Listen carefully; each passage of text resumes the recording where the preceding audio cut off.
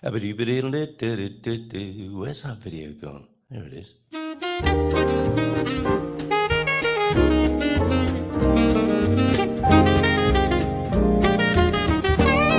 dia, Portugal! In Portugal, there's a YouTube show full of fun facts you need to know. Carl rings the bell and the members show to the GMP morning show. Featured guests will come and they will blow your mind. The audience will do so in kind. The little vanity mixed with some insanity on the morning show with GMP. Good morning, Portugal, and I'd like to welcome you to another fantastic day.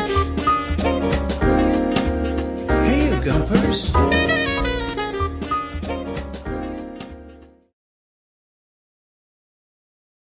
Bom dia, alegria. Munson here with the Good Morning Portugal show, live stream and podcast. I was busy doing stuff behind the scenes and then saw it was 8:32. Sorry for the late arrival of this service. Not the same reason as last night when I was doing the Hello America, This is Portugal show. You know those Windows updates?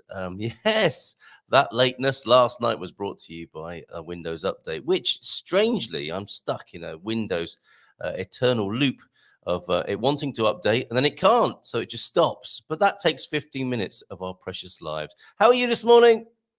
How's it going? Antonio F is in early. And bon dia todos.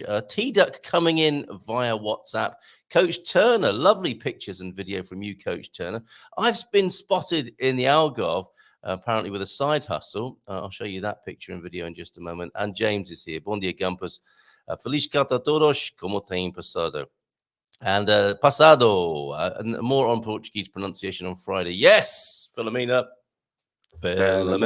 Friday. This Friday, Philomena's back with more pronunciation part 2.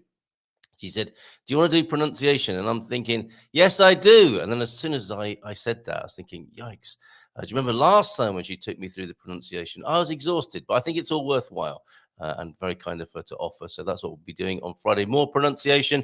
And it's always interesting, isn't it? Because as you send messages in saying, how do you say this?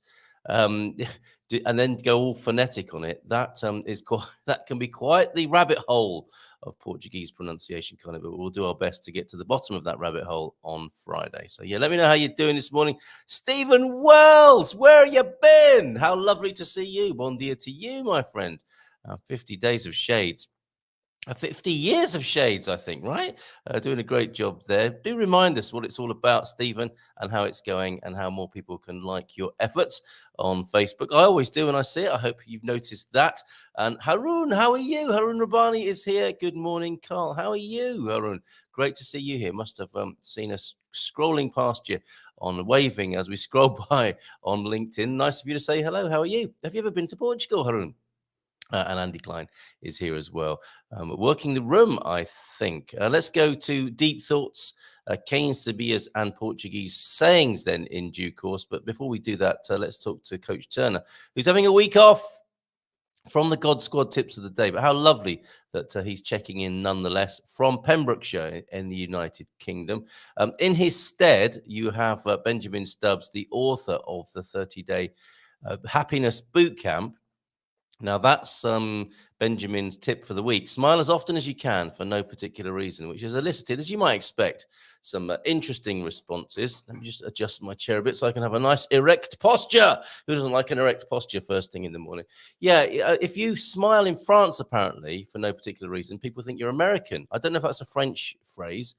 But that seems to be what happens over there. And I've also been told other people think you're up to no good if you're smiling for no particular reason. What a sad world if that is the case, France and everywhere else, that you can't smile without having your questions, your motivations questioned. Okay, let me know how it goes. Let's get back to Coach Turner, and thank you, Benjamin, for subbing for the mighty coach and his big trainers this week. Let's see what you're saying then, Coach Turner from Pembrokeshire. And while you're doing that, let me just set up a nice picture Oh, there you go, Mrs. T on the screen there.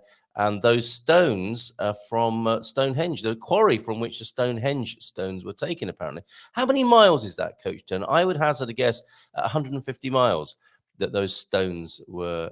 I don't think we need to project our ideas, our historical ideas, onto those Neolithic people. I don't think they're Neolithic, are they? Whatever they are, oh dear. And I really don't know, obviously, what time period Stonehenge was created. But we have we have these pictures, images that we've grown up with, don't we, in museums of people with clad in skins.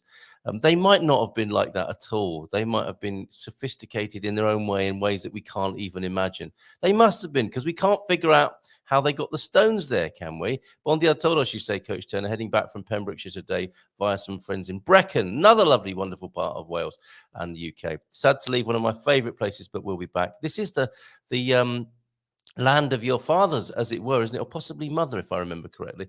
Now trying, but of course, yeah, Wales known as the land of the fathers, trying to work out how to live in 3 places at once. That's as brilliant as the Stonehenge creators may have been.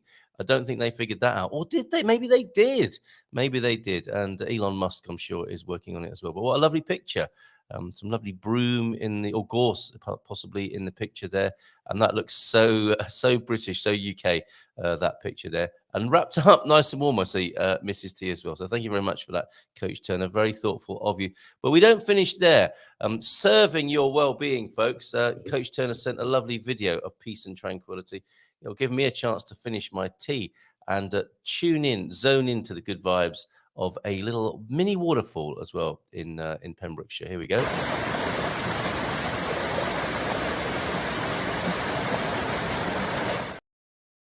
Oh, I could feel that cleansing me aura. I've got to do that again. Hold up, here we go. 6 more seconds of this.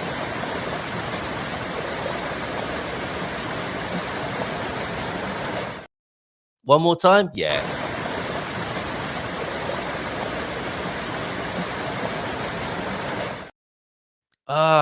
Fresh mountain spring and lukewarm tea. What a wonderful combination. Thank you very much, Coach Turner. That is so thoughtful of you. What's coming up today, I hear you ask? Well, at 8:45, in about 5 minutes, we'll have Astrid from Expats Portugal telling us what's going on tomorrow night on the webinar and the Dream Team session thereafter, and any other developments from Expats Portugal. Find out more about Expats Portugal at goodmorningportugal.com. You can click straight through on a tab at goodmorningportugal.com. First line of the website, you'll see a connection through to Expats Portugal. We'll find out what's going on from Astrid in about 4 or 5 minutes. And at 9 o'clock, Bobby O'Reilly's here. And I want to talk to him. Whether or not we'll focus on this, I don't know, because we do get distracted. But at 9 o'clock, Bobby O'Reilly from Herdad do Meio joins us. And I'll be asking him about some of the other nationalities we don't normally hear about when it comes to migrating and investing in Portugal. He's dealt with so many people in the time that he's been here, encouraging investment. He's done a lot, actually, I think, to boost economic growth here in Portugal, inviting people to come over and invest here, and was involved, of course, in the golden visa scene early on. And he must have spoken to some very interesting people. And let's find out from him which nationalities he's worked with that we don't hear much about. I mean, we're very, very European and North American focused here. It's something I'd like to do something about. So if you have any friends here, if you've made friends with foreigners, immigrants, expats from other countries other than the United States, Canada, and parts of Europe, please let me know. I'd love to interview them on the show. Let's broaden our horizons, shall we, with who we speak to here and who we relate to, and grow this community, the Good Morning Portugal community, and that project, that nascent project, the Portugal Immigrant Network, the PIN, which you can also find out more about at goodmorningportugal.com. Yeah, I have got a link to, actually, let me very quickly, while we're talking about it, let me just show you that on the screen here. The Portugal Immigrant Network. Did you know that we were creating that? As talking of, it's not really a side hustle, it's an associated project of the Good Morning Portugal show. Let me just give you a nice, much more cheerful background than that. You'll see we're back to the green screen today. What's good about your morning? Tell me in the chat or WhatsApp me 913-590-303. But there's somebody we spoke to who's beyond the realms of our most immediate and regular community. That was Santosh from Nepal, who spoke to us. Had a great conversation with him. And there's a segment from one of the shows where I'm saying it's an invitation to the migrants coming to Portugal, and of course in great number, migrant impact. Let's be part of the solution. So that's my effort there to broaden our base here on Good Morning Portugal of nationalities, but also to carefully consider our impact and work together and work with Portuguese people to the Portuguese culture, the Portuguese government, and our Portuguese friends and neighbours and those who are our hosts, to make our impact the best possible. And there are all there's the league tables of people coming in. I think I'll refer to this when Bobby comes on a little bit later on there. And some interesting stuff about global migration at the moment. This is a very dynamic time for people moving around the world, of course. So there you go. Portugal Immigrant Network, something we've started up over there. You can find out more at goodmorningportugal.com. Come back to that later on. Video seems to be holding up quite nicely, doesn't it, this morning? Haroon is back with a little bit of conversation. And great to see you here, T-Duck. Thank you very much. And Haroon saying, doing amazing, brother. I'm so glad to hear that. Been years since we spoke. Oh, and also since you came to Portugal, planning on coming over later this year. Well, let's meet up. How fantastic. I live in a lovely little place called San Martinho de Porto. Some people might know that, who are tuned in this morning. So come and see us. Let's Haroon know, everybody, what you think of San Martinho de Porto, where we're having our meetup today, of course, Wednesday, 1 till 3. And Savika Anna will be joining us for this one today. And good morning from Mo Santosh. How are you? Good morning from Newport, Wales. How are you this morning? Great to see you. Thank you for joining us. Newport, Wales. Wow. Okay, that's you and Coach Turner over there this morning. Fantastic stuff. Okay, there's the link. Oh, I only got as far, didn't I, as talking about Bobby joining us at 9. At 9:30. We've got Allison Baxley, who's joining us from the Portugal Plan Virtual Summit, which starts on the 15th of May. And I believe I have a nice slide for that as well. Yes, I do. Look, Portugal Plan, learn how to move to Portugal. I'm one of the speakers. Many people you recognize and some you don't, who can help you enjoy your life here in Portugal, move here and enjoy your life once you've got here. We'll be taking part. 45 plus speakers. Allison Baxley's been in Portugal, I think, since 2021 from the Bronx, or no, from New York anyway. Don't quote me on that. We'll ask her herself at 9:30 when she joins us. And that'll be an interesting crossover. I would love to introduce Bobby to Allison and introduce Allison to you at 9:30. So there is the, that's the event that's coming up 15th to 19th. And, oh, Jay's here as well. Jay Clark. Hi, Jay, from Penishkula. I think you said hi on our YouTube channel, didn't you? Thank you, Jay, for your comments on our YouTube channel. And you are from the, I will say, I will not make a silly joke. Of course I wouldn't. I wouldn't be so immature as to make a joke of the name Penishkula Castellón. Thank you for joining us, Jay. Great to see you here. There you go, 15th to the 19th, moving to Portugal, learn how to. And me and Mrs. Emma speakers alongside 43 plus others who will be taking part in that Portugal Plan Virtual Summit. Okay, let me remove that from the screen and have a quick cough, actually. Getting too excited and asthmatic this morning. Well, okay, let's get into the deep thought of the day then, shall we? I do like aspects of this new setup. The camera is much more, I've changed cameras. I don't think the camera was the problem with our technical difficulties, but this camera is a lot more high def, so I have to spend a lot more time in makeup in the mornings, at least 10 more seconds. Oh, hi, Jay. You grew up in LA, which rhymes. Great to see you here. And of course, we have our Iberian FM phone in. I'd love to talk to you on that, Jay, about your experiences of being in Spain. We have the Iberian FM phone in where we get all Iberian and endeavor to relate to both sides of the border, Portugal and Spain. All right, let's see what the deep thought of the day is. Democracy is 2 wolves and a lamb voting on what to have for lunch. This is rather chilling, isn't it? Liberty is a well-armed lamb contesting the outcome of the vote. You kind of know how it's going to go, don't you? Democracy is 2 wolves and a lamb voting on what to have for lunch. with their drooling, with their tongues out, basically. Liberty is a well-armed lamb contesting the outcome of the vote. Do you feel like a wolf or a lamb this morning? Are you Gumpers? Benjamin Franklin, that was. Thank you very much for that. And let's go straight into a Portuguese saying. Bom dia, alegria, incidentally, from T-Duck. Bom dia, alegria, Gumpers. I'm late, but I'm back. Sounding a bit like Jeremy Clarkson. Let's take a look at the Portuguese saying of the day. Oh, bem sabe mandar que whatever. Bem sabe mandar quem bem sabe obedecer. Should I save that for Friday and learn how to say it properly with Philomena? He knows how to command, who knows how to obey. I think that's a good one this morning. They're all good, aren't they? They're all interesting and they're all helpful in their own way. But I do like the poignancy of your deep thought of the day. And this, he knows how to command, who knows how to obey. A little bit of humility can go a long way in leadership, right? He who has not served cannot command. That's a good one. I think we're going train spotting this morning, Portuguese style. Quem sabia on the 28th of October, 1856. I can hear a fanfare in the background. The first railway line was inaugurated in my head. That is not actually in the background here. On the 28th of October, 1856, the first railway line was inaugurated in Portugal between Lisbon and Carregado. The Companhia dos Caminhos de Ferro Portugueses was born. Yes, we do. We definitely need the horn for this. Now, I've moved things around. I've moved my horn as well. Yes, the network was gradually expanded, both south of the Tagus, the river, of course, the main river, the Tejo, Tagus. You say Tejo, I say Tagus, and vice versa, and to the north of the country, as well as the metropolitan areas of Lisbon and Porto, and to Spain as well. In amazing times in the 19th century with the advent of the railways, right? All over the world, or in many parts of it. Anyway, during the second half of the 20th century, much of CP's rolling stock was built in Portugal by Sorafam, notably carriages with stainless steel bodywork. That sounds strangely alluring, doesn't it? With bodywork of stainless steel. Gradually, electrification was put in place for a little less than half the network. In 1975, the company was nationalized. Wonder how that went. And its name was shortened to CP. Okay, didn't go so well with TAP.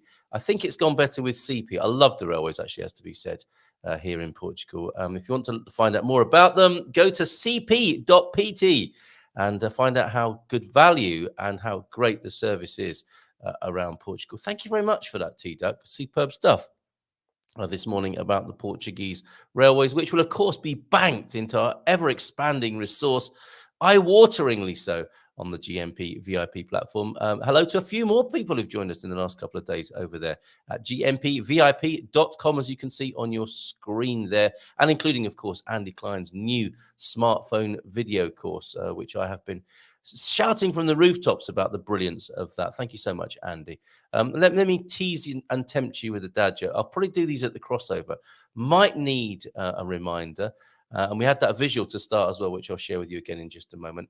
If I'm ever known as the one who got away, it'll be from an asylum. And probably more people than average who can put their name to that this morning in the Gumper gathering here, which we do every morning, this morning from 8:32 until 9 o'clock when Bobby O'Reilly will be joining us. Have I got any typos? Let's have a look. Joined by Allison Baxley, then the mastermind behind the upcoming Portugal Plan Virtual Summit at oh no, that's at 9:30. Okay, that there is a well, it's a mistake. It's not really a typo. Let me put that right, and I hope nobody is waiting and expecting in 9 minutes that Alison will be appearing. She'll be joining us after the school run at 9:30. Looks like we don't have Astrid this morning. Let's have a look if she's trying to get through, and I've made that difficult this morning. No, well, maybe Astrid will join us a little bit later on today.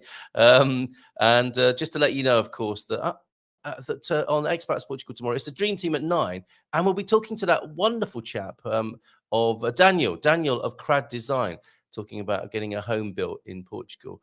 So join us for the Expats Portugal webinar at 7:30, when you can quiz him and find out more about how easy it is, or not. I think the way that, when I've spoken to Daniel before, the way that he puts it, it's not as difficult. Let me put it this way: it's not as difficult as people think. And with the help of an architect, it certainly makes it a lot easier. And with the help of an architect who's got a Portuguese wife, it makes it even easier. So Daniel will be with us at 7:30 on the Expats Portugal webinar tomorrow evening. Ask anything about Portugal Wednesday today. Look, and we'll be joined by Allison Baxley, the mastermind behind the upcoming Portugal Plan Virtual Summit at, there you go, 9:30 a.m. That's correct now. Alison crosses over with GMP regular Bobby O'Reilly from Herdad de Mayo at that time, and he's joining me at 9, of course. Oh, Astrid's here, and I've given away all the goodies already. Let's give her a nice big round of applause. Hey, Astrid, good morning to you. Oh, are you ready? Hello. Hi, that was quick. Yes, I'm so sorry. You were still getting ready there, weren't you? I was actually, yes, but that's all good. You know, I can get myself prepared. To Dubai. How are you?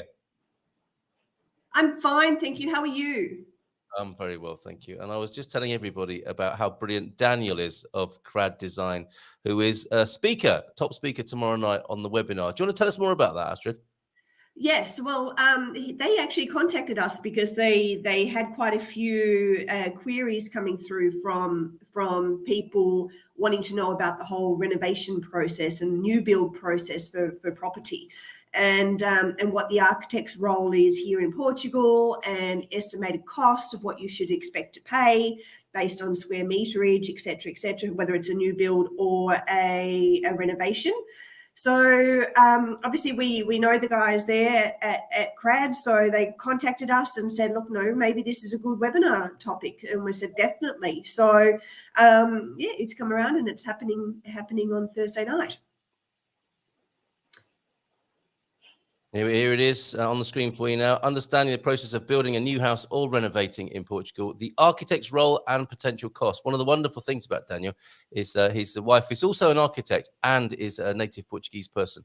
So they have a really, really good combo there in terms of getting stuff done, I think, with cameras and engaging with local bureaucracy. So looking forward to that tomorrow night at 7:30. Oh, go on, sorry. And Carl, that picture that's actually on the ad there of that came from them. So that's the kind of architecture they do. Imagine if that was your view from your bedroom window every morning when you woke up. How divine is that? That is beautiful. So their designs are just spectacular. Very, very beautiful from what I've seen. So yeah, very exciting.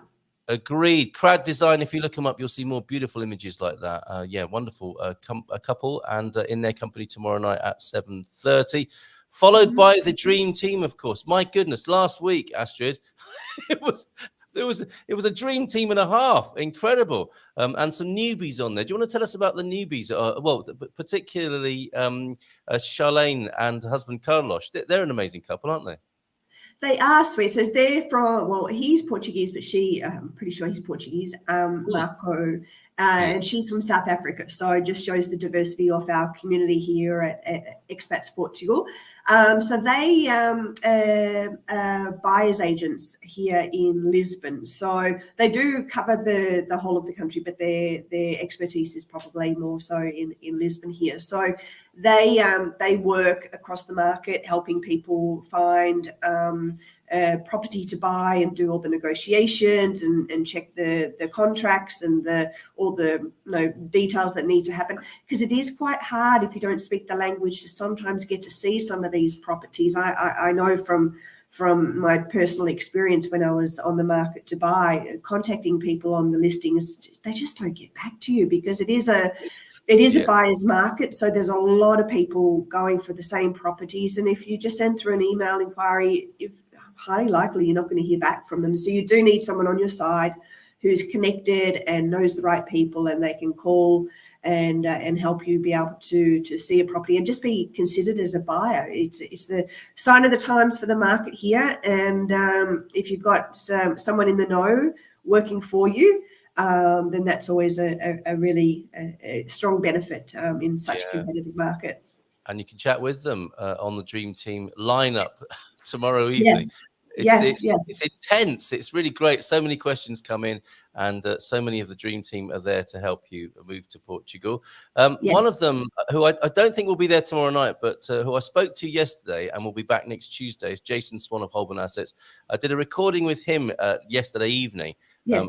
It's not too late for the Portugal Golden Visa process. They are helping people get through that. The last few people, by the sound of it, and there's going to be a special webinar next Tuesday, I believe, Astrid. Yeah. So for the Golden Visa, from what I have been told, there's quite a bit of a scurry from people wanting to find properties so that they can get in time for the Golden Visa opportunity. So the guys will be showcasing some properties that are available now. This Golden Visa opportunity to me sounds like a no-brainer. So if you are looking at buying or investing in Portugal and getting a Golden Visa, they have apartments that are part of tourism, so hotel complexes where you buy a share or buy your apartment within these developments, and basically you get a return on your investment. So you get a monthly income from it being rented out to holiday makers. You get to stay in your apartment for a certain period of time per year, and considering you only need to be in Portugal for a couple of weeks for the Golden Visa scheme, then that seems ideal as well. Yeah, get it while you can. I guess it's the bottom line, isn't it? And if you're not quite ready to move to Portugal yet, you've still secured your visa, but you've got time. And also, therefore, you can then go and live. When you do decide to come here, you can live wherever you want, because we know that the Golden Visa is restricted to just, rural destinations at this stage. So if you do want to live in Lisbon, you can live in Lisbon. It doesn't really matter. You've secured your visa. You don't have to purchase your dream home. You can do that after you've come. But to me, it's, gosh, if you can invest your money and get a return on your investment whilst you're preparing to move, it seems like a good idea. So they'll be showcasing properties that are available right now, because they are hard to find if you don't know where to find them. So that's a very special time at 6 o'clock next Tuesday. And the details will be on the Expats Portugal website calendar. So come on board and register for that, and we'd love to see you there. Great. Okay, thank you very much. Just before you go then, Astrid, Paul Richards went out of the great debate, Battle of the Regions semi-final. Jerry, a lot of testosterone in the air, wasn't there, between Jerry and Paul? Paul, sadly, but you've been on the receiving end of that as well, haven't you? Well, look, it was a great debate, but no, both of them were very different in their approaches, and it was good. But obviously, Central Portugal is really, really popular with the audience who come on these events, and Jerry did win this round. So we'll see what happens next month with We've got Porto versus Lisbon, haven't we? There. Yes. So look, it's a lot of fun. It is a lot of fun. Watch it, get involved, and it's something different. And it's you hear all these different points of difference for the different regions. So well, Jerry's ready for the final in July. In June, it will be Trevor representing Lisbon and surrounding areas, and Hank representing. He's got a big territory, that man, Porto and the north. And I've suggested he gets up to Ponte Lima to do a bit of homework there, because I went there recently. And if he's got Ponte Lima and Viana do Castelo and all those lovely places north of Porto, he's got a great portfolio, a Porto portfolio. Astrid, thank you so much. Tomorrow night, then. Sorry, I beg your pardon. I was going to just quickly recap there, but go on, carry on. No. I was thanking you. Oh, okay. No need. See you here every Wednesday with a preview for the webinar, which tomorrow night is understanding the process of building a new house or renovating in Portugal, followed by the Dream Team at 9. Look at them. Aren't they lovely? The Dream Team, who I'll be talking to at 9 o'clock tomorrow evening. Have a great day, Astrid. Thank you for joining us. Bye, everyone. Ciao. There she goes. Astrid of expatsportugal.com. And you can sign up to Expats Portugal via the Good Morning Portugal website on the homepage. In fact, let's keep that applause going. Yes, because got the Bobby O'Reilly with us now. Good morning to you, Bobby. How are you? All good, buddy. You? I'm very well. Yeah, south of the river this morning. Yep. It's sunny Aroeira. It's sunny Aroeira. Let's have a check in on how it's going at Herdad de Meia. How are things going over there? You said you had to slow things down a bit because demand was so great.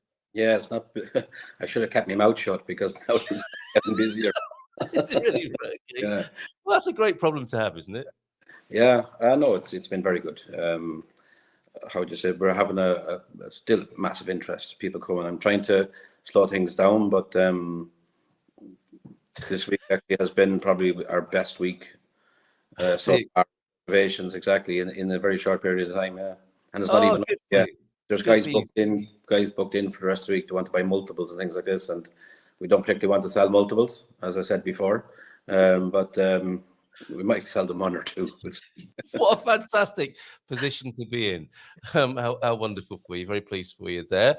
Today, I was wondering if we might broaden our horizons a little bit. You've been inviting people to come to Portugal and invest in Portugal for some time now, ahead of many newcomers into the scene here. You are, relatively speaking, a veteran, aren't you, of having people invest in Portugal? It's all relative. Yeah, since 2013, Right. I suppose I've been bringing people to Portugal. Actually, well, even much further. I started bringing Irish people here about 25 years ago. Did you?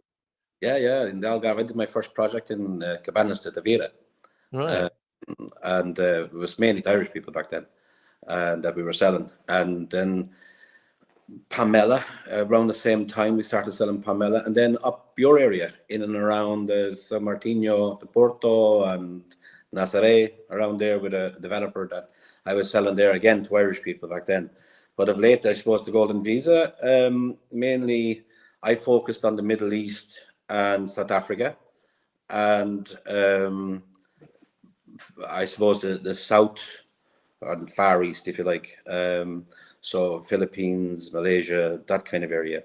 So, but I have clients from every corner of the globe, everything from the Caribbean, from Russia, from obviously from China. But I'd say my biggest clientele would probably be expats, Indians from other parts of the world. So most of my clients would have been probably Indians that didn't live in India. Okay, how fascinating. This is great because, as I said earlier on, we're doing our best here to grow the Portugal immigrant network, to broaden who we speak to and who we relate to and who makes up this, the migrant foreigner expat community. Let's have a quick recap then. We can almost play bingo here, can't we, with the countries that you've helped here. And it sounds like you're quite the sort of niche helper in many ways. So, some of the places you've mentioned don't figure here. Yeah. The smallest of the larger populations, as it were, is Poland at 3,000. At number 20 in the charts. This is going back to the 2020 census, and I think there'll be some new figures soon because things have changed, I think, quite a lot since then. Brazilians first at 184,000 nearly. UK people at just over 46,000. Cape Verde. You would expect people from the former Portuguese colonies, of course, to be coming into Portugal. Romanians in number 4 there. And it's not until we get to India, Indian passport holders at 24,500. So you've helped a few people from India, you say. Anywhere else on there that you might have helped if we run down that list? God, it's a bit blurry on my screen there now. As good as it used to be. Well, we've got the Spanish people moving to Portugal. That's interesting, isn't it? Of course they do, but I'd never put that together. The Dutch, Bangladeshis, Venezuelans, Bulgarians, Pakistanis, Moldovians, because that's seen as a place to move to as well, isn't it? Moldova, Belgium, Sweden, Russia, you've mentioned, United States, Mozambique, and Poland there. So, what is it? Sorry, go on, carry on. My market wasn't European at all, actually, because obviously the Golden Visa market, Europeans didn't really come into it. And I specialized in the Golden Visa probably early days. So it was mainly Dubai. I had an office in Dubai, and Dubai was a melting pot as it was. So you had people from all parts of the world already living in Dubai that were living there because of the opportunities that Dubai had offered from maybe 15, 20 years ago, coming out of either Pakistan, India, Bangladesh, Iraq, of course, because of the war in Iraq in the 90s, the 2000s, Iranians. So you had a big melting pot of the whole Middle East, but also you had a lot of people that came from China, everything into Dubai. So Dubai was my main focus. So I did probably most of my my marketing, etc., around Dubai, and it expanded from there. Then, if you know what I mean. So I would say, as I said, majority were Indians, because obviously now Indian has the biggest population in the world, but Oh, I think yes. it has probably got the biggest expat population in the world as well. Because I'm not sure, but I would, everywhere I went, most of the people I went to or came across would have been Indians. And then, of course, after the Syrian war, there was a lot of Syrians that were, say, doctors, etc., in different countries that now had issues with regarding their passport, because basically there was no passports and so on. So I had, I suppose, from most of the Middle East, I have a lot of people from Lebanon as well. Wow. And I suppose places where people really didn't want to go back to live or wanted an opportunity for their kids to have other options. So it was mainly the hotspots around the Middle East where I had most of my clients from.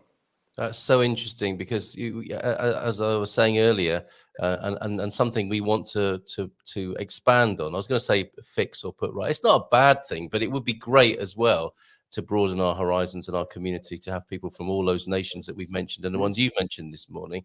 But the usual reasons for moving to Portugal, you know, the weather, the quality of life, safety and security, people and food. But you've brought a whole list of other reasons there, and you've been dealing with people who, I mean, for many people, it's a matter of safety, isn't it, and a new start in life. Yeah, I would say safely say that the majority of people didn't do it for themselves, did it for their kids. Wow. They'd done it because they'd already settled into a life where they, wherever they were, their life was made there. And actually, that's what made the golden visa so attractive, was that they didn't have to upset their life where it was, that they could come, do the investment that was asked of them, and then basically get back on with their lives. Where a lot of other programs, to eventually to achieve citizenship, you had to go and live there, or some of your family had to go and live there. So basically, you were upsetting the whole family as it was, and to move to another country and live there permanently, because residency wasn't just something that they wanted to achieve. In most cases, they wanted to achieve European citizenship. Now, the golden visa allowed for the investor, the spouse of the investor, and the dependents of the investor, which basically allowed, and this is why it was so attractive, was that majority of people say that were, say, as I said, Indians that were in Singapore or in Dubai, wherever it was. Those people had very nice lives and were making plenty of money, and but their children growing up had Indian passports, and the Indian passport is actually, it's not very strong. It doesn't give them a lot of opportunities. And a lot of people wanted their kids to go get educated in the US and so on and so forth. And with an Indian passport, it was quite difficult to do so. So why they done it was that they could achieve European citizenship to allow opportunity for their kids, not for them to come and actually live in Portugal per se, but to get a European passport so their kids would have more opportunities, because they also believe that the world was getting a tighter place, and that I had my eyes opened, I suppose. We were very lucky with our Irish and our European passports that we never had such an issue as most of these people had. And I really had my eyes opened when I actually seen the desperation in a lot of people who didn't have the money to do the golden visa, that would come to my presentations and to my meetings and basically begging to see what way they could achieve such an opportunity with getting a residency or a golden visa, because they were out of pure desperation. They had nowhere else to go, and they were stuck in a country that, if they at any time, they could be sent back to where they were from, and probably not a nice welcome waiting for them. So I really valued my passport, my own passport, if you like, at that stage. And then I could understand the value of what this golden visa was offering people. And it wasn't about them coming over here to make millions. It wasn't about them coming over here to buy loads and loads of property. It was about giving their families opportunity. And I think that 90% of the people who did the golden visa was for their families and for their kids, to give them more opportunity more than anything else. Well, that's amazing. There we are, busting a few more stereotypes this morning. It's there, isn't it, with the golden visa? You know, it's just a load of rich people exploiting Portugal. Um, from what you said again this morning, it deserves a little bit more of a drill down, doesn't it, to understand what's really going on there and the human story behind it. And how lovely that people, as you say, I think the words you used, they weren't doing it for themselves. They were doing it to give their families and their children a better start in life and to have an option, right? Yeah, absolutely. Imagine, you know how hard it is to learn Portuguese, yeah? So part of this whole process is you have to learn Portuguese. So you have to learn A2 level Portuguese. And for me, I won't say the 500 was the easy part for them, but the Portuguese is the hard part for them, you know? So like it's a lot of hassle to go through, and it's a lot of money to invest. But it's not, they're not investing. Most of the people who actually came to Portugal to do the golden visa had never been to Portugal. I've been to places that didn't know where Portugal was, and a lot of people ask, is beside Germany? We're getting confused with Poland because it started with P. So it's how would you say, the golden visa, I think, was an absolutely fantastic opportunity for Portugal and to use, and it did use it very well, and it worked very well for a long, long time. I think the perception of what it did to Portugal is completely misconstrued. And I think, because from my point of view, it done a fantastic job for Portugal. It created lots of jobs, it created a lot of investment, it created a lot of funds that came to Portugal with foreign direct investment, because Portugal was on the right path. And actually, what opened to these guys that started off with the idea of just getting this passport for their kids was that, hey, this is a great place to invest also. So it brought successful people to Portugal to participate in its actual renewal and its growth. And so it introduced Portugal to a lot of people that, you know, that how would you say, it needed. And yeah, absolutely. It's sad to come to an end. I think it's sad that it's coming to an end. I think the way that they diverted the actual investment over the last couple of years, I think, was wrong, in the sense that it created a product as you had to invest in this to qualify for that, which is, I think, was wrong. I think when they had it in such a way that you can invest in whatever you wanted to, it was a real investment. But when you're being told that you have to do it here and do it this way, you created a product that people made, especially for you to qualify. That's not an investment. That's buying a residency at that stage, because I don't believe those things are investments. Incredible. Always having an interesting conversation with you when you're on the show here. Bobby O'Reilly from Herdade de Mayo joining us on the Good Morning Portugal show this morning. Allison Baxley, I hope you two will cross over this morning.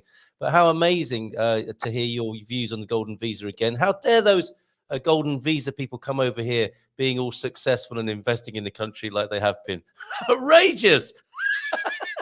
So I'm also hoping for a big event of the Portugal immigrant network here. The nationalities you've mentioned, the ones that haven't made the top 20 here. This would be an amazing radio station, for one thing, if it were the communities of the various migrants and foreigners coming over to Portugal. But what a festival this would be, Bobby! Can you imagine a gathering of people coming to Portugal who have come to Portugal, representing their culture and their country? A great big event. The food, the culture, the celebration of diversity. What an incredible event that would be! Oh, it'd be brilliant. Absolutely amazing. The one thing that I would say that a lot of these guys that I brought to Portugal, I won't say all, but I would say probably 10% of the people I brought, I've met great friends out of all this, brilliant friends. And I've been to their houses. They've been to my house. We've had parties in my house and in their house in different countries. And it's been an absolute fantastic eye-opener to different cultures and different ideas. And it allowed me to travel. I told you before, you invite me to your house, I end up going. And I've done that everywhere, you know. But I think it'd be a great idea. Imagine having people from all over the world showcasing their own little. Yeah, absolutely. I think it'd be brilliant idea. Yeah, it would. We've got to do that somehow, haven't we? If you fancy a trip to Madeira, Aviva's here, Bobby. Don't invite him because he'll turn up. Bom dia todos. I'm in Lisbon. Oh, can't get back to Madeira. That's one of the downsides of living in Madeira. If the aviation is limited in some way today because of the wind, you'll be stuck and you won't be able to get in. SEF appointment next week. Yikes! Good luck with all of that. It was windy here on the Silver Coast last night. Better luck with that. Mrs. M is tuning in from elsewhere. She stayed out last night, which sounds bad, doesn't it? But she had the kids with her and was with the in-laws. Bobby. And she said, I don't know if that's for you or for me, or maybe both of us. Morning gorgeousness, she says. Good morning from Vision Portugal Dream. Good morning to you. And Jay Clark, a new friend we have here as well, who's giving us the buenos dias. The Spain Speaks. Que tal, amigos? A bonjour as well. Katia Lima, who's here tomorrow with a bit of Indie Portugal insight. I'm looking forward to you being here tomorrow, Katia, along with the Portuguese, Tony Bryant as well. He's back tomorrow. Bon dia from you. And what's this? High beyond your cute. Steady. Although we are. Bon dia, ladies. Look at this. It's quite an amorous atmosphere in the chat this morning. If you think winds are bad in Madeira Ocean, try living in Tenerife for a year. So it gets a bit windy in Tenerife. And Funchals Airport is a difficult one.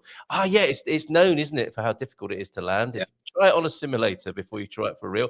And when it's really windy, there is no air traffic. And if you want to go island hopping nowadays, just buy an umbrella. Save money on flights. You're very welcome, Jay. Great to have you here. Now, you were talking about people coming from the Indian culture, subcontinent, people who were already expats, not living in India.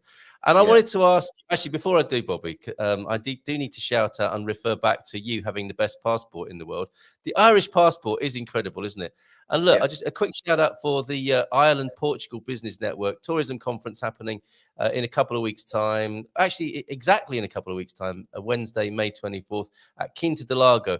There'll be some great folks and they'll be having a good time. I think if there's any Irish people involved at a conference, it'll be an interesting evening as well as a great day.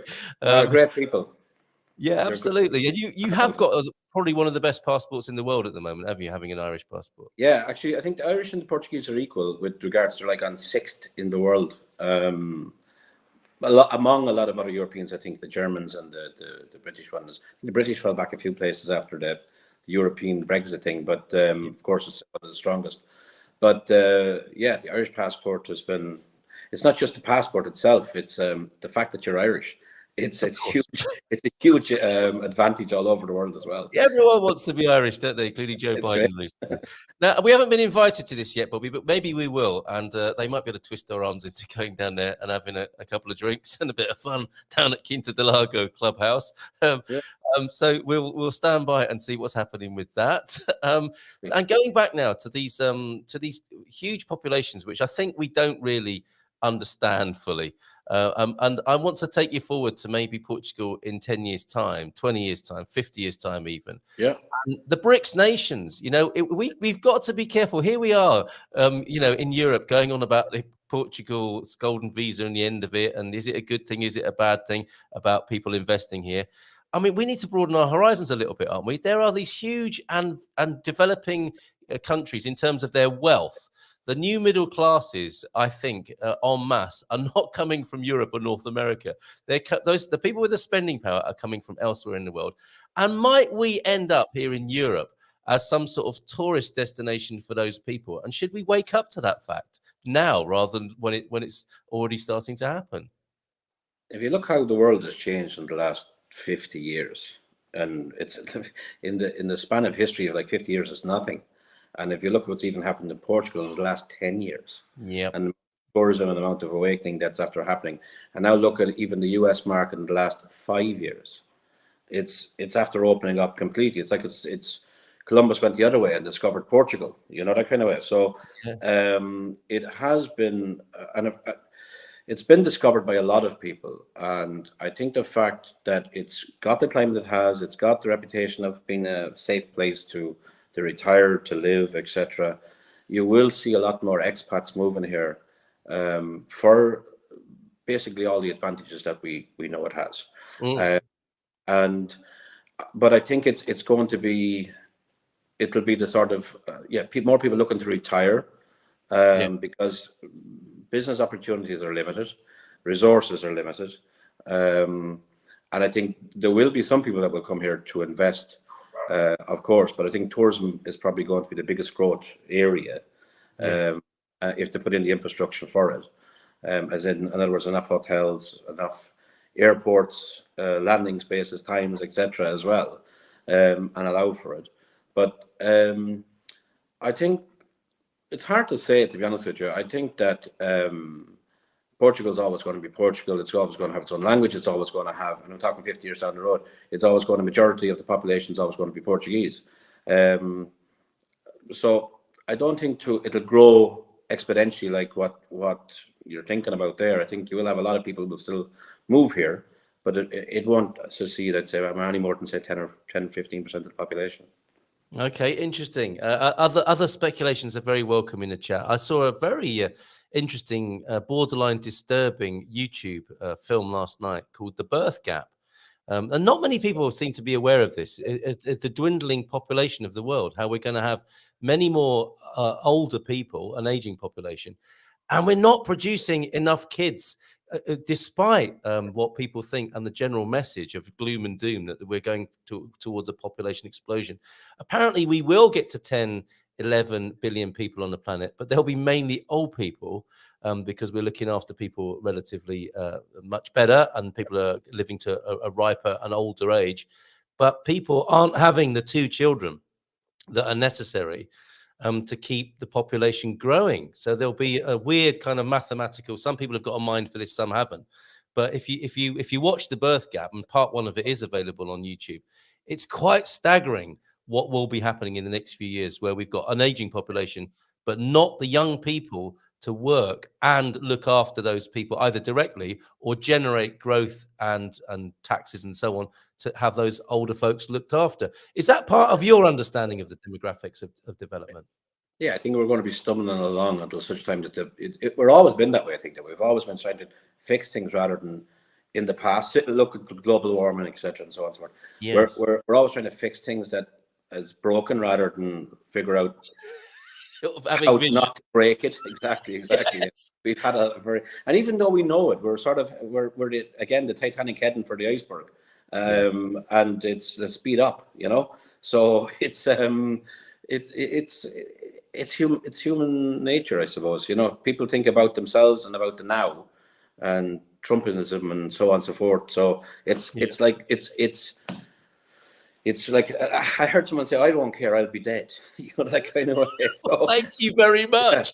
Yeah, I won't care, I'll be dead, or whatever. I think there are more and more people saying that, aren't they? And the old baby boomers are like, "Sorry, that there was a handover of a British government where the prime ministerial suitcase was left on the desk or something, and there was a note inside it saying, 'Sorry, there's no money left for the new PM coming in,' something like that." And I think sometimes the baby boomers can be a bit like that, can't they? Well, sorry, we screwed the planet up and used all the resources. Over to you now. Bye. Yeah. That's a bad sentiment, isn't it? That's not 7th generation thinking, is it? No, absolutely not. And actually, if you look at how the world is going right around, and you look at the far right, and even in the US again, if you look at the sort of movement around Trump and all that kind of stuff, it's in that I'm probably going to stir up a couple of people over there now. But you look at January 6th and all that kind of stuff, and the blinkerism that's going on with regards to, it's what they want now. They don't care about the rest of the world. It's them. It's now, and it's immediate. That kind of way. So looking down the road of what damage they're doing today, doesn't matter. Or not even looking down the road. That's the problem, isn't it? No one's looking down the road. They're having a fight in the middle of the street, stopping the traffic. Can I just say I have 5 kids, so I've done my part. Yes, well done. Me too, actually. Mrs. M, get home quick. Let's help this problem. That's how we invaded the world. That's it. Irish went around the world making babies. Good strategy. Well, actually, to be fair to the Portuguese as well on that matter, that was a part of I think the Portuguese colonial. Not that going and taking over people's countries is a good thing, but there are degrees of it, of course, and it's humans will do that stuff. There's no question about that. But they were apparently the Portuguese were encouraged to make friends with the locals, to have a touchy-feely kind of approach to this. Because some nations, of course, would say definitely not. These people are not our people. We must stay separate and sort of preserve and purify ourselves, etc., etc., which goes against human nature, of course. I think, or it's part of the worst kind of human nature. Whereas the Portuguese were like this. Actually, maybe after the first few pregnancies, they were thinking this works. People are really bonded. I don't think they were thinking that far ahead either, though. Okay, fair enough. They were just satisfying their base urges on Exactly. arrival. Okay. Oh, yeah, and they'd been on ships for months as well, haven't they? So, yeah. so It was the usual colonial sort of concept: rape and pillage. I've got a much more romantic version of it than that, Bobby. But and I'm going to stick with it because I think that was part of the diplomatic policy. It's like make friends with the locals. Everyone gets mixed up. It was just called that. It was only called the diplomatic policy, but I don't think the locals found it very diplomatic. Don't take my romanticized version away from me, please. But there we have it. We wouldn't have all this lovely food. I mean, what comes after sex? Food sometimes, right? So let me introduce you to our local noodles, which then get taken back to Portugal or whatever. I'm sticking with this romanticized version. I'm not suggesting anyone should do either my suggestion or Bobby's anymore. We've got far more sophisticated ways. But we do have this population difficulty, don't we? And it comes back to a serious issue, doesn't it? And it's all tied up with what we tend to talk about here, the housing policy. Why are people not having kids? Because they can't afford to. And how sad is it? We live in a world where that is the problem. Yeah, and it's only going to get worse, to be honest with you. And it's a global issue. It's not a Portuguese issue. It's an absolute global issue. Like we just hit 8 billion globally. As like you said, you're going to hit the 10 to 12 billion. And there's just not enough housing available. And I sent you something there the other day, actually, that sort of shrunk the world down to like 100 people. Oh yes, we read it out. We did it on Monday. Yeah. It was a bit crazy when you look at it from afar. But and I think how do you say it's a global issue, and I don't know if it'll ever be solved. So it's do what you can when you can, rather than sort of how would you say you're never going to fix it, but you have to still do something about it. You've got to try, absolutely. People aren't having kids apparently because they're on social media all the time. Well, I met my missus on social media, so it can work out in the end. Bobby, I know you got to go, and a shame you're not me. I'll introduce you to Allison, but let's go back to that thing you sent me that you just mentioned there about basically of the 100 people, how the world is made up, and we'll publish it somewhere. But the last couple of paragraphs are: if you have your own home, eat full daily meals and drink clean water, have a cell phone, conserve the internet, and manage to go to college, you are in a tiny group of privileged people who represent less than 7% of the entire world population. Under current conditions, out of every 100 people on the planet, only 8 can live or exceed 65 years. Wow. Regardless of your age, enjoy life, enjoy every moment. If you don't leave this world before the age of 64, like the 90% of the people who left before you, you're already blessed. Think about it. I encourage you to live each remaining moment with passion, integrity, and a lot of love for yourself, the people who are dear to you, and others. Have a great day. Thank you for sending us that. And those are wonderful words to see you on your day today. Bobby, have a good one. Take care, guys. Yes, mate. All right. Always great to talk to you. See you soon. Bye for now. Ciao, ciao. Bye-bye. See you. There he goes. And we'll keep the applause going. They only just missed each other because Allison Baxley's here now. Let's give her a nice big round of applause. Hi. Allison, good morning to you. How are you? Tudo bem? Good morning. Muito bem. Tudo bem? You sound a little breathless, if you don't mind me saying. Are you back from the school run? Has it been a busy one? Oh my gosh, yes. My mornings are crazy. And my husband left to go back to the States this morning very, very early for a wedding that he's in. So I'm solo parenting this week. Oh, bless you. Okay. I had a similar story. Mrs. M, my in-laws are here, so Mrs. M is staying with them. So she stayed out all night, I can say. But that sounds worse than it actually was. She's with the kids over at the in-laws. So I had a very peaceful overnight here and a peaceful morning this morning. And here we are talking about your upcoming, from the creator of Renovating Life, the new Portugal Plan Virtual Summit. Allison, this is amazing what you've created. It's truly incredible. Before we get into it, and I was going to say that it's not complex. It's just such a rich offering to people who want to move to Portugal. That's what it is. Can you give us the backstory of how you discovered and came to be in Portugal yourself, please? Yeah, back in 2020, my husband had been given a job offer that was supposed to take us to Budapest for 1 year. Right. And even a little more backstory, we had moved abroad a few different times before having kids for his work, and had just enjoyed every time that we had done that. It was always temporary though, so we knew we had home to go back to, and we never really packed up and moved with the intention of staying anywhere. And then we had kids, and we were just really settled into our Brooklyn life, and had always wanted to do another stint abroad with the kids, and just waiting for the perfect opportunity to do that. So when he got that job offer, we jumped on it, and we were super excited to go to Budapest for a year. And then COVID hit and everything went down the drain and we were stuck in our Brooklyn apartment, and just really reevaluating our life, as so many people did during this time. And thought, who knows when the world's going to get back to normal? Who knows when you'll get another job offer like this? So we still wanted to move abroad, and we just said, how can we make this happen? And in about a 5-minute conversation, decided that Portugal was our favorite place on earth, and that was the place for us. What a fantastic conversation.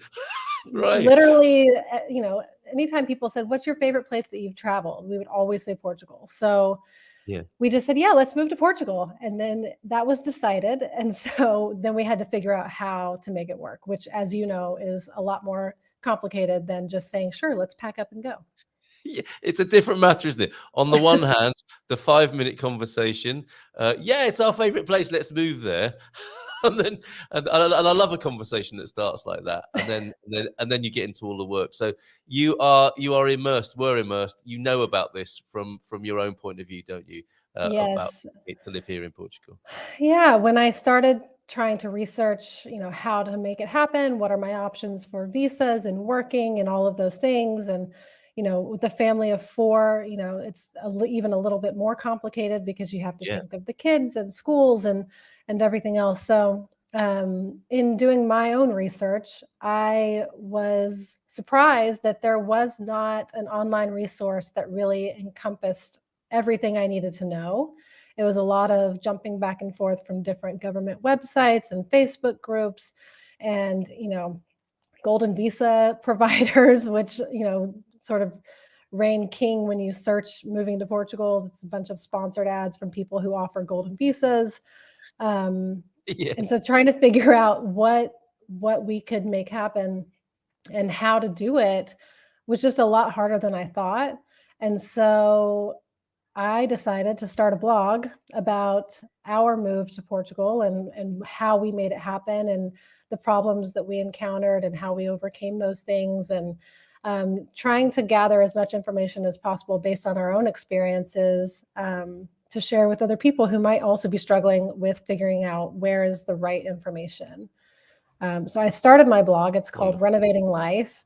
I've been doing that for just over 2 years now.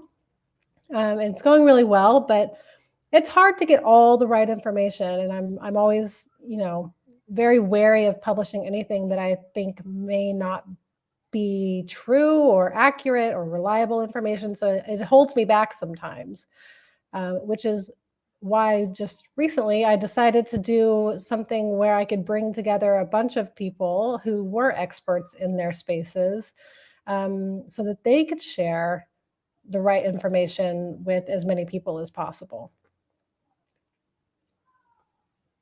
Yeah, well, you've done an incredible job. Let's just rewind slightly before we get into the Portugal Plan Virtual Summit. I have put the link. If you want to sign up already, if you're already sold from what Allison says, you can use the link in the chat to go to the Portugal Plan Virtual Summit.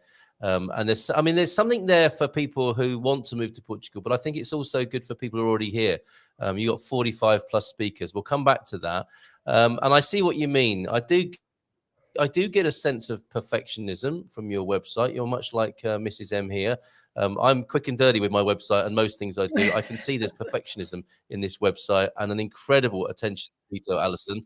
So I completely can see what you're saying there. If you're uncomfortable with anything on your website, you don't publish it. And you have created the most incredible set of resources here. It's beautiful, great. And there is so much. And if you look at this resources, all the things you need. It's incredible. What a beautiful website. I did look at this and think I'm embarrassed. I'm embarrassed about my website. I want to see one as great as this. And I'm sure, most people you speak to, I say, have you got a website we can look at? I say, yeah, well, I haven't done much on it. And it dates back to the 1990s or whatever, built with Navigator and some HTML. This is absolutely fantastic. So let's go through, shall we, if you look at the top there on this website, upcoming event, get your free ticket to the Portugal Plan Virtual Summit, May 15th to 19th. And here it is coming onto your screen now. Oh, no, it's not, because it's gone to a new tab very wisely. So let me just make sure. Let's make sure we have got the right website for the Portugal Plan Virtual Summit. It is amazing work. You must be very busy at the moment getting this together.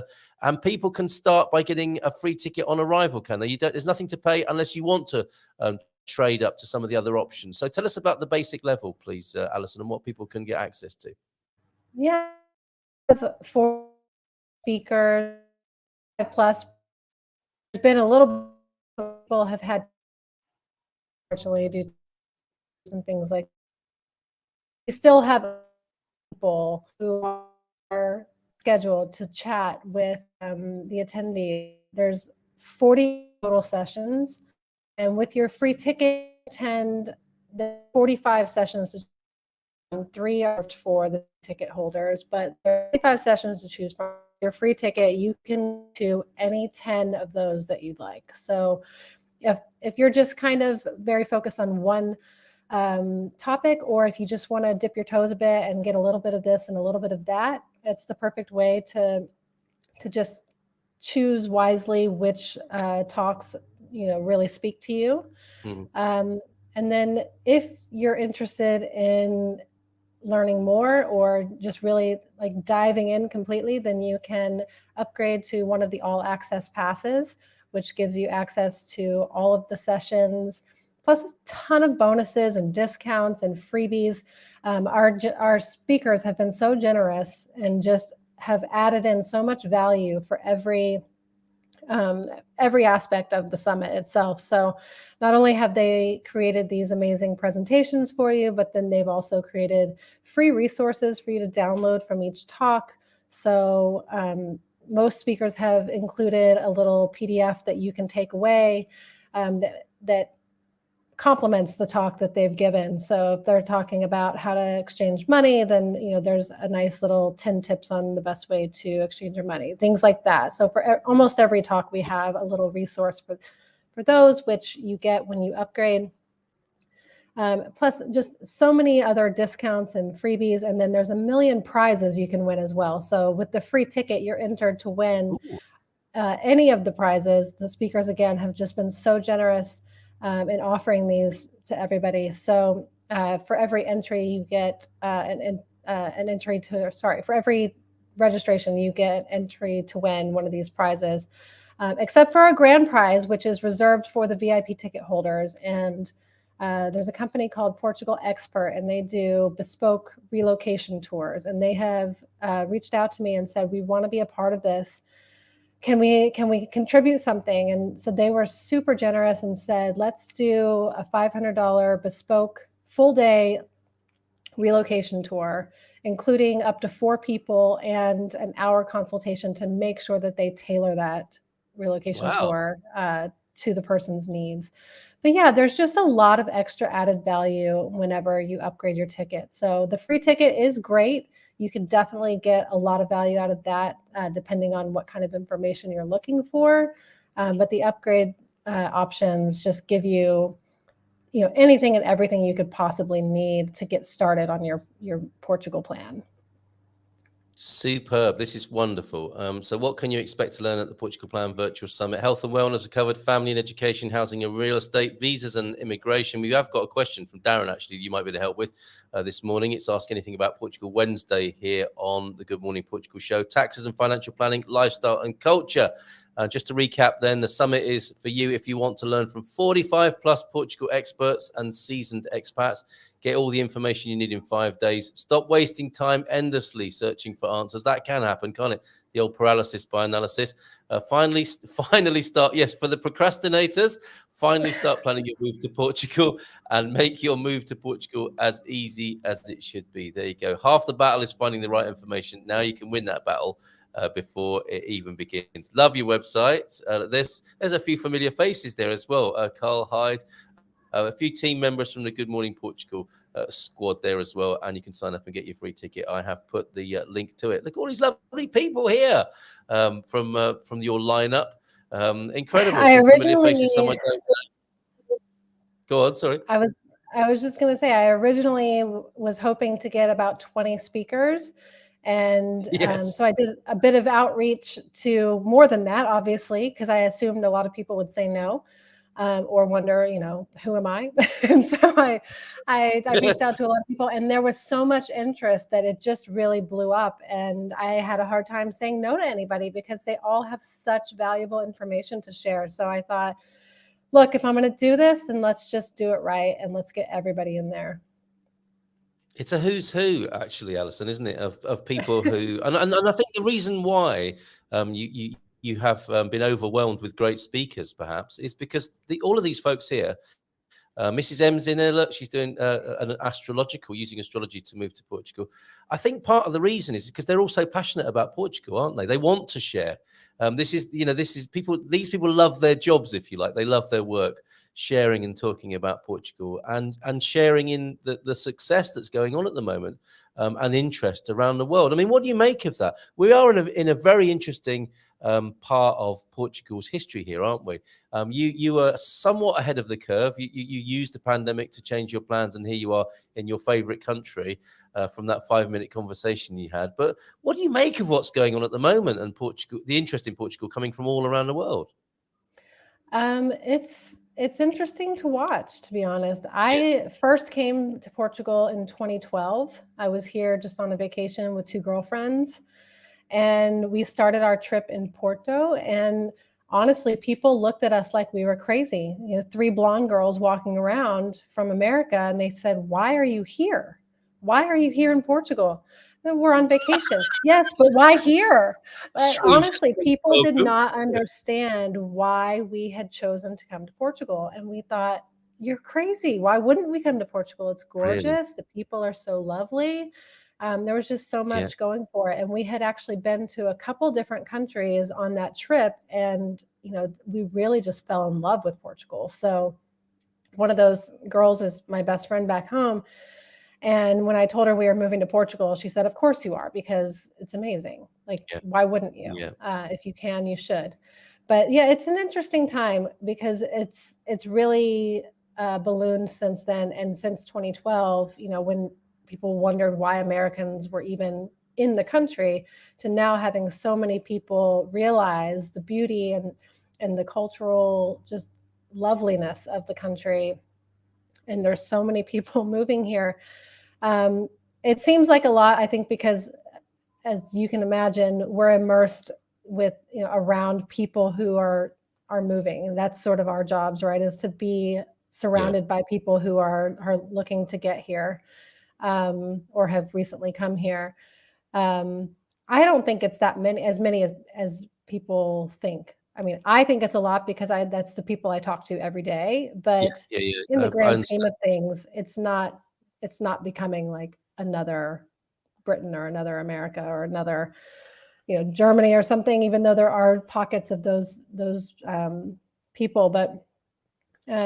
I think what we should all be conscious of is making sure that we don't let Portugal get lost in this sort of great migration that's happening, and keep Portugal the way it has been and the way it should be, because it's a beautiful country. The people are just amazing, and that shouldn't get lost in this sort of, I don't know.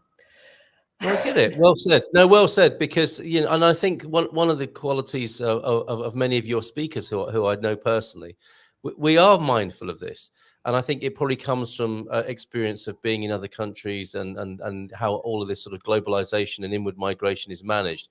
And we are in the middle of a political debate about it, aren't we? And I think it's great that people are mindful about even talking about this and being self-aware enough to consider it. So thank you for mentioning that. And I was talking, to Bobby this morning about before you about the Portugal Immigrant Network. I think we should organize ourselves to manage and analyze and make good our impacts, because we can't deny, can we, that in numbers we are going to have an impact. We can't just all blend in.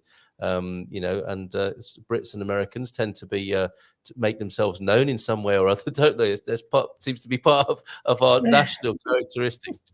But I think that can be done sensitively, and I think it's really important to have the conversation. So I look forward to having that conversation, and perhaps you being part of it if you wish to. And thank you for mentioning that, and the important matter of having a mindful migration and integration into the culture here. I noticed you're in Cascais. Actually, before we go there and your choice of where to live in Portugal, because that's my subject for the Portugal Plan Virtual Summit, is where to live. I've got to ask you why you chose Cascais.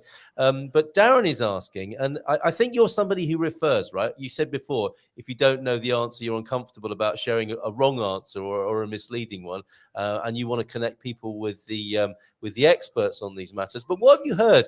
Darren's asking here, why have Seth turned off the phone lines? I thought he was joking with this. I didn't think they'd actually turn the phone lines off. But what are you hearing about Seth from the various people you work with, Alison? I try not to get too involved in the actual visa process. There's plenty of people that can help with that. It's not my cup of tea. I didn't love going through the process when I went through it, and I'm not really trying to be the visa person for anyone else, because it's cumbersome, it's tricky, and I don't get too involved with that. I didn't know that they had turned their phone lines off, so I can try to find out, but that I would have to be reaching out to my network to find that out. Good answer. Thank you. I know they're turning over their services to another service. I don't know when that's happening. So perhaps there's a new phone line that we aren't aware of, because that happens a lot where things change and they don't tell anybody. So yes, I'm very surprised. What I've heard, Darren, is that it rings out and they don't answer. And I did think you were originally joking when you said they turned off the phone line. So let's see what we can do about that. A solution I heard yesterday, somebody is paying somebody else to phone Seth for them, which of course is what happens sometimes if you use a visa processor or agency or attorneys for this. But I think the person, they just outsourced this concern and time-consuming activity of ringing Seth and asked somebody else to do it and are paying them to do it. And I said, well, they take on other clients, and they said, no, I'm not giving you. They're busy ringing up for me. So they might take on another client after they've successfully done it for that person. But that is a practical solution. Okay, I imagine there's some kind of auto dialer service somewhere, some app that you could download. Absolutely, which Seth have had to get used to, right? I'm not joking. It just says this is an invalid subscriber when I dial the numbers. I'm sorry, Darren, to hear this. Seth Porto rings out. The call centers don't work anymore. The saving grace of that, perhaps, is that everyone else is in the same situation. As frustrating as that must be for you, and not reflecting especially well on Seth, if everyone's in that situation, what else can you do but keep trying?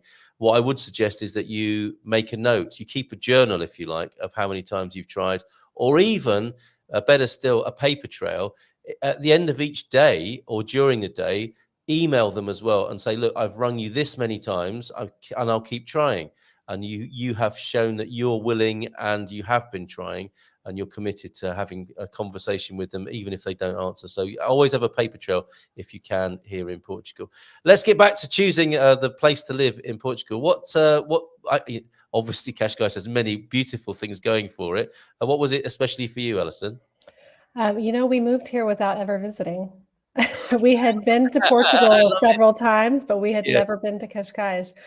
And I was a little nervous to choose it. What ultimately did bring us here was the wonderful network of schools Yeah. available to our children. So we knew we wanted to be near Lisbon, but not in Lisbon, because coming from Brooklyn, the whole point was to slow down. So we did not want to be in the Yes. city. And we were initially looking for international schools, and there's so many in this area that it just seemed like the right place to be. Eventually, we did put our kids into a private Portuguese school that has a very international feel that's here in Cascais. But that was sort of what made us choose here. And I was nervous because I didn't necessarily want to be in such an expat heavy area. I was nervous that that would keep me from being able to really integrate and feel like I was in Portugal. But I will also say my idea of expats, for whatever reason, to me, that was like Americans and Brits. And I was like, I don't want to be around a bunch of Americans and Brits. And I can tell you I Untaken. mean, some, but not all. Yeah. No, But what I can tell you is the group of friends that we've been able to sort of collect since we've been here, a lot of them are expats, but only one other family is American and one Irish family. And then there's a family from Argentina, Brazil, Canada. So, I mean, it really is more diverse than I had given it credit for. And I think, that's maybe just my bias that I had coming in. But it also doesn't feel all that foreign around here. It really does have a Portuguese vibe, even if it's a bit touristy and expat extra friendly. I just had to do a presentation for a conference, and it was all about Cascais, and the population is 200,000 people, and only 10,000 of those are foreigners. So it really is popular even with Portuguese people. So it doesn't, to me, feel so, non-Portuguese as I was It's a truly worried. international place, isn't it? For sure. And you've exposed one of the upsides there, haven't you, of moving to Portugal, is mixing with other people, other families from other countries who you might not have otherwise have met, and what a rich experience that is for all the kids involved in that. It's true. At school, they have presentations all the time of all the different countries where people come from. And while it's amazing that my kids are, really immersing and understanding Portuguese culture, they're also learning about so many other cultures from around the world, which I had not really expected. And it's a really welcome surprise. Yeah, superb. Well, let me congratulate you once more and just ask you one more question or a couple more questions before we finish at 10 and go into the Iberian FM phone-in. This, of course, is the big event that's coming up starting on the 15th of May through to the 19th. And you can get your free ticket here and the link is in the chat. Great job on doing this. What have you discovered that you didn't know in the process of putting all of this together? Maybe how much hard work it is putting an online virtual summit together? I really this is my life. I just decide to do something and I just start doing it. I don't think about the consequences. I mean, I have lost sleep over this. I have had dreams about this. I have cried. I have laughed. I have just all the emotions, but I'm really proud of how it's come together. I'm really proud of the list of speakers I was able to get involved. And I know that even the free ticket, with the limited access that you do get, you will get your questions answered if you want them answered. You'll find the information you need, and it's going to make your move to Portugal just a little bit easier. Yeah, superb. Okay, and just one more thing then. You've chosen Cascais, and my topic is where to live in Portugal. Have you had a chance to visit? I mean, sometimes people move to Portugal and they've got the intention of moving around Portugal and taking in the culture, going to various parts, going across Europe. And sometimes it doesn't happen for 2 or 3 years thereafter. Have you managed to travel around Portugal and Europe very much?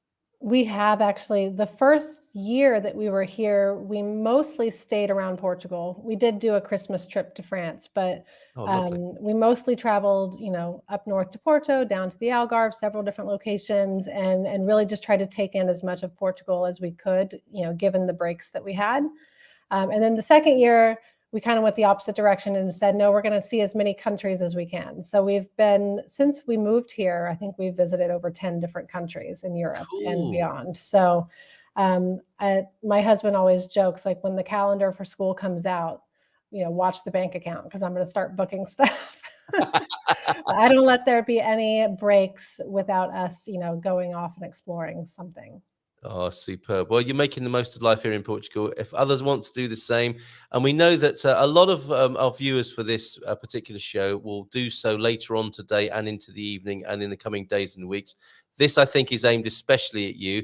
Get your free ticket for this Portugal Plan Virtual Summit that Allison Baxley has so diligently lost sleep over and cried over this, and in the process has put together the most incredible lineup for you of 45 plus speakers, and free gifts and all sorts, and a prize draw. So get your free ticket there. Get involved. Allison, you're most welcome to come back to the show anytime you like. Congratulations on doing this. Thank you for what you're doing for Portugal as well. If I may thank you on behalf of the Portuguese government. I have no, I've got no position to do so or official validation. I'll take it anyway. Yeah. I think it's amazing what you're doing, and you're making an impact here, and bringing Portugal to the attention of people.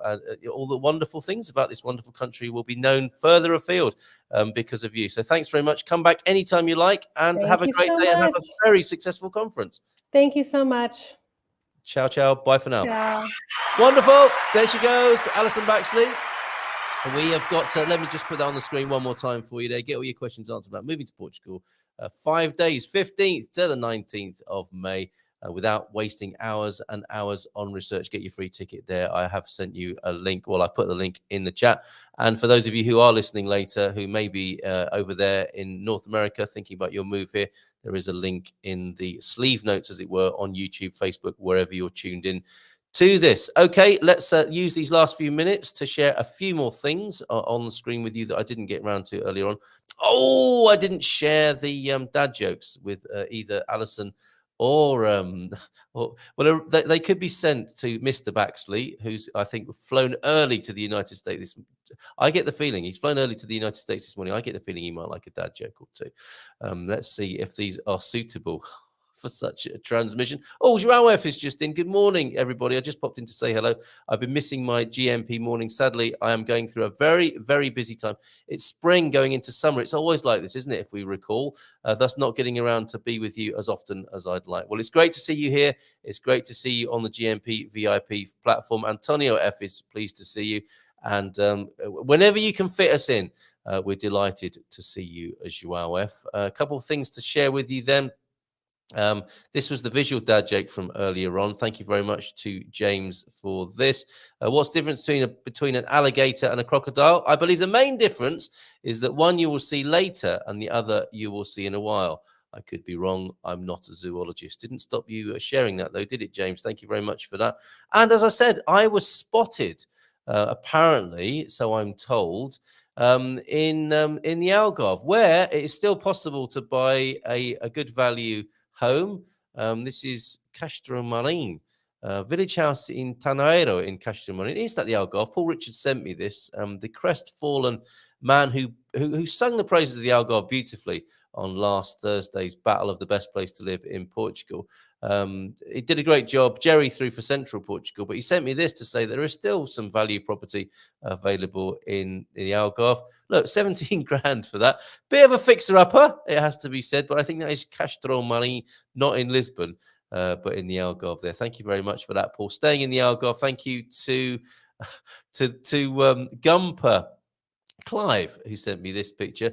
He said, I saw you in the Algarve. Is that me, really? I actually, that I can see a similarity and a resemblance there on me mandolin. And there, yes, I do understand that. And we've got video as well, so you can enjoy the music, where apparently I'm joined by Mrs. M undercover as well.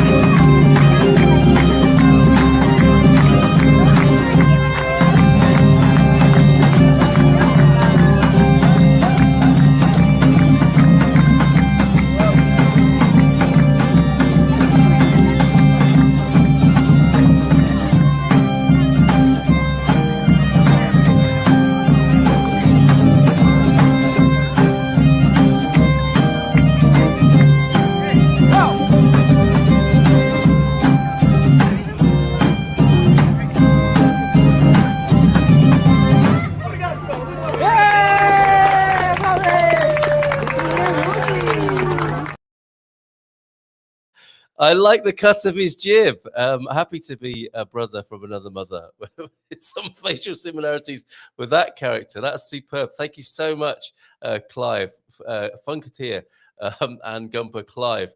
Sending that in. Spotted in, was that in Lagos, Clive, there? Okay, time for a little bit of Iberian FM phone in.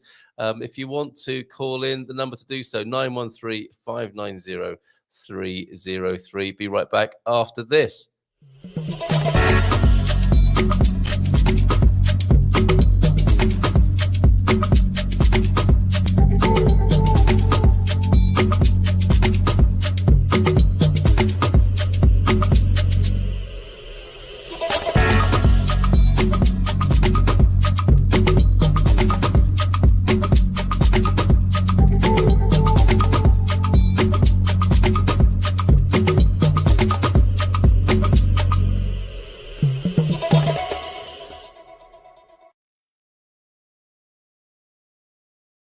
Oh, there I am. Okay, back again. 913-590-303. If there's something that is grinding your gears, something you want to get off your chest, that's the number to call. Better make sure we're connected, haven't we? I do believe we are. If you want to call in, do so now. A couple of things to share with you, including those dad jokes I still didn't get around to. Let me find those for you. We did give the game away with the first one, which is, if ever I'm known as the one who got away, it will be from an asylum, guilty as charged. A recent study says 1 in 3 people will be injured during sex this year. The rest are just doing it wrong.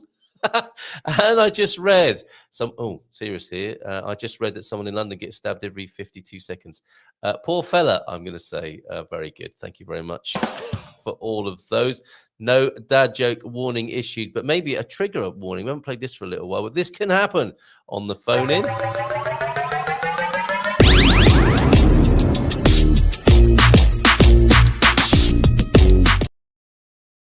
Nothing too controversial this morning, but you never know, do you? You don't know what controversial is for somebody else. Something I want to share with you this morning, a few memes and screenshots from Facebook. Bruce Joffe asking over at the Portugal. This is always a rich scene for sharing things. Oh, we've got a call. I'll have to come back to that. Who is this calling in? I think we might have the Capricorn Chris on the line again. Hello, Chris. How are you? 2 days running. I'm good. 2 days running, up quite early, bushy tail this morning. I was down in Sagres at the Punta Punta. I don't think you're triggered. I think you're enjoying life. Am I right? No, not at all. 100%. 100%. So basically, Punta Punta. Well, do you know what? That's what getting up early in the morning does for you. You know, at the moment, I'm driving on the N125. Back in my after leaving 850 motorcyclists that are cycling from Sagres in southern Portugal all the way over to a town just outside Murcia in Spain, and they take a bottle of water from the ocean in Sagres and they take it over to the sea just over in Spain, and they pour that bottle of water out into the sea in Spain. It's been amazing to be around so many motorcyclists, and I don't even ride motorbikes. Never ridden one in my life. Me neither, but it's quite the spectacle, and the sound of them, I'm sure, is amazing as well. How many of them were there, Chris? 850. What? 850 bikers? And why are they taking? It's a bit like, you know, taking sand to the Middle East. Why are they taking water from one beach to another? It's symbolic. It's not a race. It's just like Cannonball Run without the race. It's just something a pilgrimage. Right. It's what it is. Okay. That's what it is. It's a pilgrimage. And I only found out about it yesterday when I was about to go to a restaurant for lunch, and we were told, "Don't come today. We're really busy. There's all these cyclists that have come over." Some people have literally cycled from Mallorca and Menorca. So they've got the ferry, they've done 1,000 kilometers already, and then just to get to Sagres, and then they're going to do another 1,600 kilometers to get to where they got to get to on this pilgrimage, and then another 1,000 kilometers home. Some people have rode all the way down from Bilbao. It's unbelievable. It sounds incredible. There's, 850. So people might see them today on the roads of Portugal, making their way north. Right, they're heading north. Yeah, so they go into Spain and then north. Oh, I And, see. So they're going what? east first. Okay, fair enough. So eastward and then up north through Spain. Incredible. And I do love the symbolism of exchanging seawater. That does sound, it's rather special. By the time they get there after that long journey to exchange those sorts of fluids, I think has a really nice symbolic flavor to it. It really is. It's really crazy. I mean, literally to see, fathers and sons and best friends all doing it at the same time. So it's literally saying, yeah, we all rode over together. There's also husbands and wives, girlfriends and boyfriends and girlfriends. It's just literally something amazing to see. I'm so glad that in the space of a week, I've been able to go to a festival 3 days in a row. I've been able to go to this, and then next week I'm off to Braga to go to a festival there as well. I'm being channeled by Pete. Pete Bleach. Well, Pete is channeling me right now. Well, this is amazing. This would be a good basis for. It's a bit like Yes Man meets Fire Festival, but hopefully the festivals are better, whereby you just get instructions from someone to go from this place to that place in Portugal, and you video it, which I believe you're doing. 100%. I had the only thing I couldn't do today was fly my drone because it was too windy. Right. But I had my selfie stick up. I had my DJI mic out. I had my DJI gimbal with my mobile phone. So it was fantastic. Well, do you know what you sound? You do. I've got to say, Chris, you do sound like a man who's got his selfie stick fully erected today. You just sound buoyant and joyful and positive, and we love that.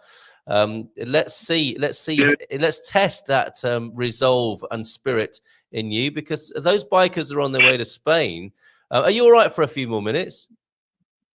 I am indeed. Good. Okay. Well, let's work our way through a few screenshots and see what's going on. Apparently, those bikers might want to stay clear of Benidorm. From the Mirror in the UK, British tourist moans her Benidorm holiday was ruined by too many Spanish people. That's outrageous, isn't it? All those Spanish people in Benidorm ruining that poor woman's holiday. I just don't get these sort of people. I really don't. They don't even trigger me, but I just don't get them. I just don't.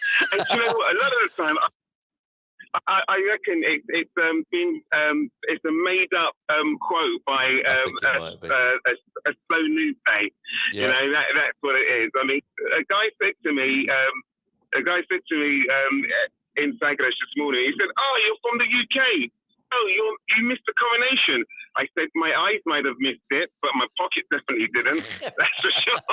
Well, hey. Right. What that woman needs, who had her holiday ruined by too many Spanish people in Benidorm, which is a surprise, because I thought, you could quite easily have your holiday ruined by too many English people in Benidorm, but too many Spanish people. What she needs is a Treaty of Windsor. I missed this yesterday. This is another proud moment for us, you and me, Chris. My Beautiful Country, which is a great Twitter account on over there on twitter.com. Owned by Elon Musk. I think he's doing a good job personally. On May the 19th, says My Beautiful Country, representatives of the King of Portugal. I live on his street. I live on Rua Dom João I. So Dom João I went to the UK, I believe, and that's why it's called the Treaty of Windsor. He met with the King of England, Richard II, not Richard III, famous Cockney rhyming slang, but Richard II ended the negotiations between the two crowns and signed a treaty, the Treaty of Windsor, which we celebrate on May the 9th. It was 1386. Neither you and I can quite remember that, Chris.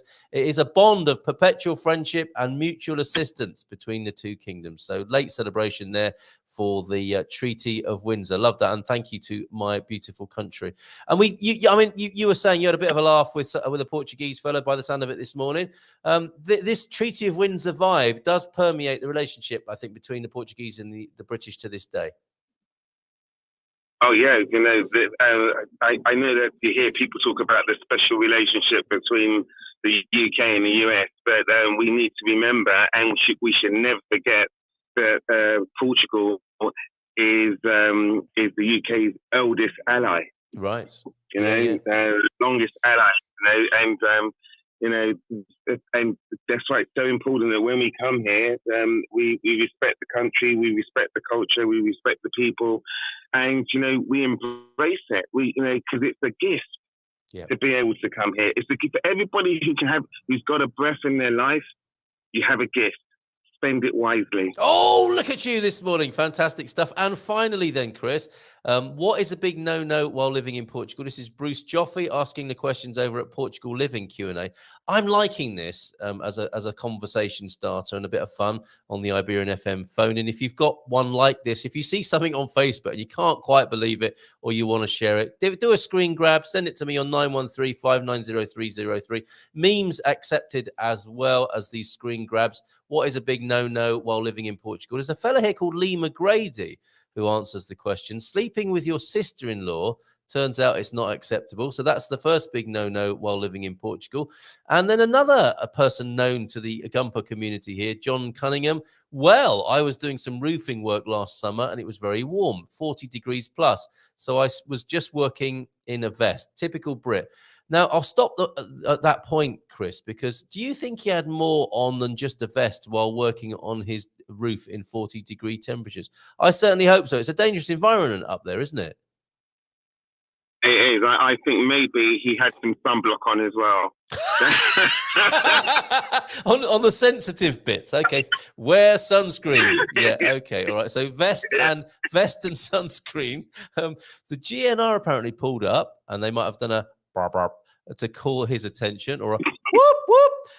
It was the sound of the police for John, and the GNR stopped by and insisted I put on some trousers, apparently. There are laws. You must be trousered whilst working on a roof, regardless of the temperature level. So have you learned anything there, Chris? I have indeed, because I walk around in shorts all day long, but I don't work on the roof. So if I do ever go up on the roof, I'll make sure I put trousers on, because I don't want to get arrested. Be trousered. Yeah, but you could shout out, as John or Lee might do, "Come and get me! I'm not coming down." A rooftop protest. Bon dia, gente maravilhosa. Filomena's here. Filomena Friday. She'll be here for some pronunciation coaching on Friday. Looking forward to that. I'll eat 3 shredded wheat in anticipation. Mais vale tarde que nunca. Better late than never. A nice little Portuguese turn of phrase there. Oh, I don't think I did that earlier on this morning. Can you stay for the Portuguese saying of the day? Or maybe we did do it, but I'm going to do it again. Yes, I needed your help. Please, maybe we can pick this up on Friday. The Portuguese saying of the day then today is, where has it gone? I've lost the Portuguese saying at the moment. Bem sabe mandar, quem bem sabe obedecer. He knows how to command, who knows how to obey. How did I get on there, Filomena? We'll pick that up on Friday for our pronunciation session. I think I'm going to leave it there today on the Iberian FM phone. It's so good of you to call in for a second time. You sound great, Chris. You sound really like you're loving life here in Portugal. Please close out the Iberian FM phone in for us with more of your pithy wisdom about life, if you will. So, I would like to say that when you order a coffee in Portugal, always ask it to be brewed Kent, because that way you will get it really hot and you'll enjoy it for longer. So that's the note from Chris today. Dois grau muito quente, por favor. Very good. That's what. There you go. No offense, Chris, but tune in on Friday. Great job. Bye for now. Ciao, ciao. Have a great day.